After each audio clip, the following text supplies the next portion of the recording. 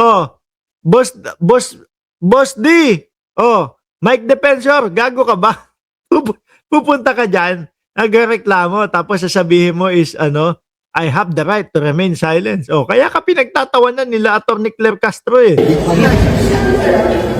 Ayan. Ang mabablakan yung taking namin.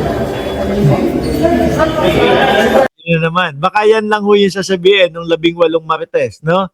Na, ano reklamo nyo? I have the right to remain silent. Sabi ni Sniper, halaka, Defensor, na stress na. Asawa mo sa iyong ginagawa, nadinamay mo siya, pati sasakyan. O isa pa yan, bakit daw ho, idinadamay yung asawa? Tama naman po yung sagot ni Director Matibag. O ikaw ang naglagay sa posisyon sa asawa mong ganyan eh. Sinundo nung sasakyan na nakarehistro doon sa asawa ni Defensor. Natural o kasama sa maiimbestigahan at aalamin po yun. Di ba? Ito mga ito, akala mo ay nako. Mahirap ilusot yung mga nila. Yung mga kilusan ho nila. Sabi ni Danilo Espeo, dapat bentungan na si Bingot. Ngayon mga bossing, may napanood ako. Doon sa Semenay, ano ba tawag doon? Segment ni Guanzon, tapos yung isang, yung ganun magsalita, yung babae may kabusis ni Damulag, yung ganun. Tapos yung isa naman, yung basa ang kilikili. Usapan nila, ang topic nila ho doon, mga kababayan, yun daw pong itinago ni Congresswoman Beatrix Luistro, yung kanyang asawa, nung panahon ho ng dating Pangulong Duterte, mga bossing. At hindi lang ho hindi lang po yung asawa ni Beatrix Luistro, mga bossing, ang kumbaga naglaylo nun Pati po si Jed Mabilog, kung matandaan nyo po, dati panahon ni dating Pangulong Duterte, nagtago din yun. No?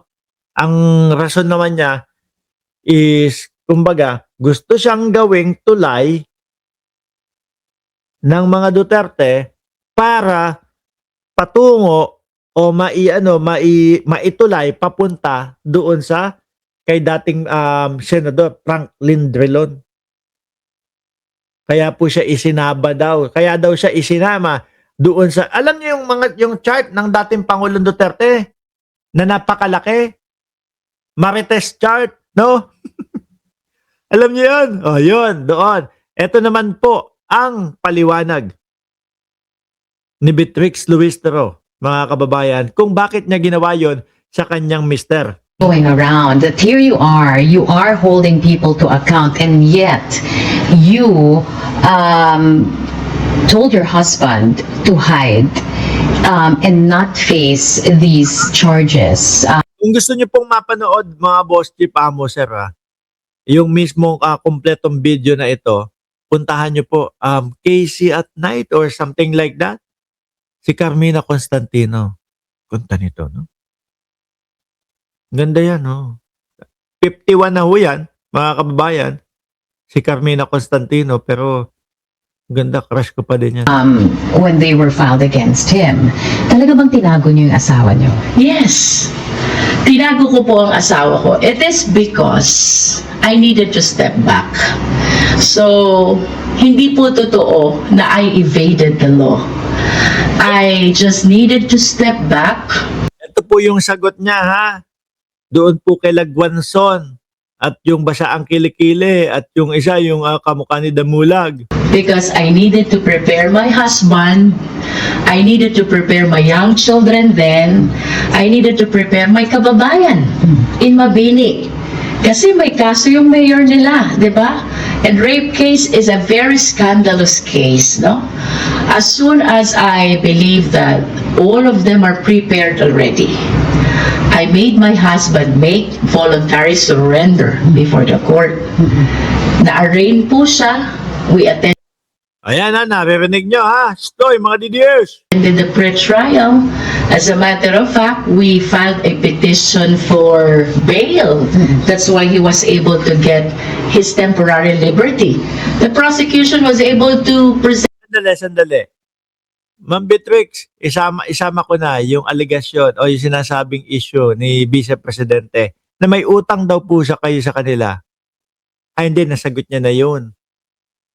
Hindi naman daw lawyer. Ang lawyer daw ni, nung asawa niya, yung Divina Law. Oh, yung Divina Law. Di ba? Na, yun, sa pangunguna nila, Attorney Buko. Ang mabigat na mga kliyente nun, yung mga Soto, sila Big Soto po. Yun ang lawyer ni Big Soto versus Daryl Yap po. Yun, Divina Law. No? Sa pangunguna ni Attorney Buko. Their evidence. And from our end, the accused, we also Sabi ni Sir Sunny Reyes na ipanalo naman ni Luistro ang kaso. presented our evidence, and we were able to prove, Casey, that the complainant is a fictitious personality. At first, I felt so frustrated because being a lawyer, a member of the bar, kabaro ko yung fiscal kabaro ko yung judge How come that they were able to have this case, a warrant of arrest is issued, and the complainant is inexistent? We verified her identity with PSA, the Philippine Sino ba yung nagreklamo dun? Statistics Authority, with SHED, with DepEd, with COMELEC, and even with her alleged place of birth. I think it's in Bacoor, Cavite. Her identity is totally Sabi ni Luistro, anong utang? Utang ina nila. Hindi, wala naman eh. Kasi sabi din po ni Congresswoman Beatrix Luistro, pakitaan nyo naman kami ng mga papeles, dokumento, patunay na kami ay may utang sa inyo. Wala naman nailabas yung kampo ng Vice Presidente. inexistent. And then, when I go over the documents of the court and even of the prosecution, all the notices are returned to sender. The notices to the complainant, the notices to my husband, everything are returned to sender. Ibig sabihin, the address which is being used for my husband is erroneous. And the address that was submitted by the complainant is inexistent as well. O, yan. So, yan yung sagot to, mga kababayan, doon sa pinapakalat ni Guanzon Ho nung hindi ko kabila, ano ba pangalan na, apelido nun? Yung damulag magsalita at nung basa ang kilikila doon sa SMNI. Sabi ni Remy Rivera na babayaran din yata ang kalaban, Attorney Jinx Luistro. Anyway ho, mga bossing, paumanhin nyo po at medyo mababa yung natin ngayon, yung energy po, pero at least natapos natin, babawi ako sa inyo mamayang gabi. Kailangan lang ho ng pahinga ni Mark Ramos. Ako'y magpapaalam na. Maraming salamat and God bless po sa ating lahat.